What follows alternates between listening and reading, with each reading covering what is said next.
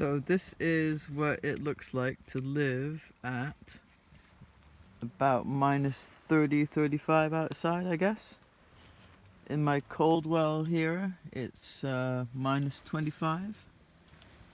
And I'm inside of my teepee with stove. Very happy to have the stove. We've had an awesome few days already.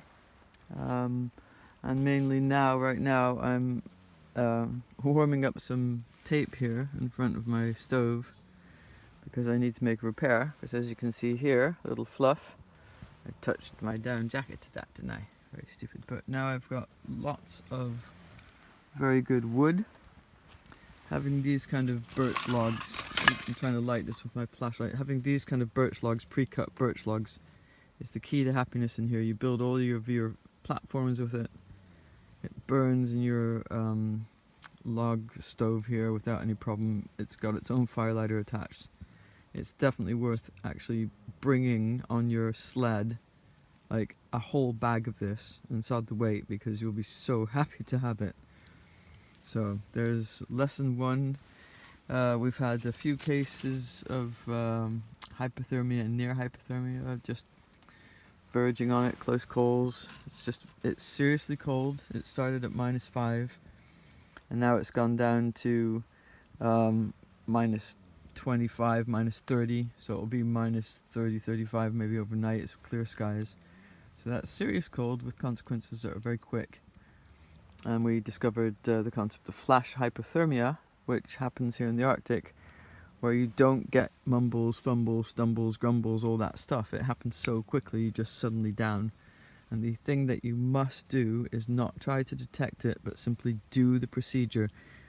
Every hour, for 10 minutes, you stop and you eat something from your thermos flask, which could be like milk rice pudding with butter in it. But every hour you must stop for 10 minutes and eat something from your flask. And you must never exert yourself more than 70% of your maximum effort so that you don't sweat. And if you do that procedure, you're not constantly worried about whether you're going to get hypothermic, and you won't have the sudden drop. And it can happen immediately. I mean, it happens regularly to me during the day. And then I literally have to stop, go back, eat something again. Oh, forgot my hot drink. So what's in the thermos flask? It's a mixture of hot rice, hot fruit cocktail, hot mango, hot muesli, plenty of butter. You simply put butter in everything. And right now I'm making some water. So that's it for now. I'm having an awesome time here. I'll see if I can get in the photo a little bit. Yeah, it's really proper, seriously, wonderfully cold. And I had some great skiing today. So look for more of that tomorrow. Bye for now. Impressive roaring. And I've now got my Bushcraft floor here. I put birch logs on the ground and they form a warming thermal mass as they get heated by the stove, and they stay warm a long time, which is great for your feet. So yeah, getting that stove all happy. There's two modes. One is with door open, so you can have the direct radiant heat, and of course you need to have the door shut for it to do its full stove thing. This is quite good for just getting your feet warm.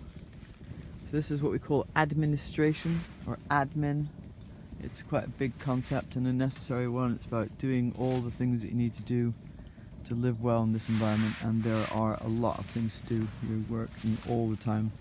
60 cuts, probably 50 or 60 a day each. Then constantly cooking and eating.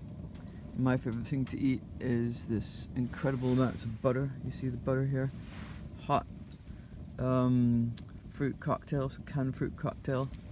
I put butter and muesli and coffee into a big thermos flask, but I also have, very important, in my bailout bag, a little Kelly kettle, so I can make a hot drink and a hot water bottle for my body in just a few minutes. I'm not relying on having the whole stove set up, so that's very important.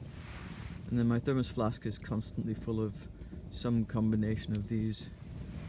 So I'm starting to get my acting gear here. I'll have a sawhorse over here probably tomorrow, and then my gear, my setup here for the night is quite specific to the circumstances. So I have I have my German bag here as a sort of a separate tent inside the tent, a kind of a nook, very insulated at the head, and my sleeping bag is actually underneath this German bag quilt. Much insulation against the cold. It's very cold outside, seriously cold, but we like it that way. It's the whole point.